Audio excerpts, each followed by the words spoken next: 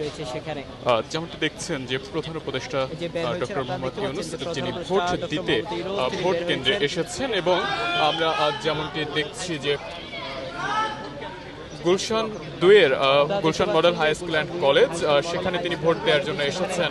প্রধান উপদেষ্টা অধ্যাপক ডক্টর মোহাম্মদ ইউনূস এসেছেন ভোট দিতে এবং তিনি কিন্তু যেমনটি দেখছেন যে তিনি হাত নাড়িয়ে গণমাধ্যম কর্মীদেরকে শুভেচ্ছা জানাচ্ছেন এবং হাসি খুশি মাখা মুখে তিনি ভোট দিতে এসেছেন এবং হাত নাড়িয়ে গণমাধ্যম কর্মীদেরকে তিনি শুভেচ্ছা জানাচ্ছেন। আমরা এমনটি কিন্তু এই মুহূর্তে দেখছি তিনি এখন ভোট দিতে ভেতরে প্রবেশ করছেন, অর্থাৎ ভোট কেন্দ্রের ভেতরে।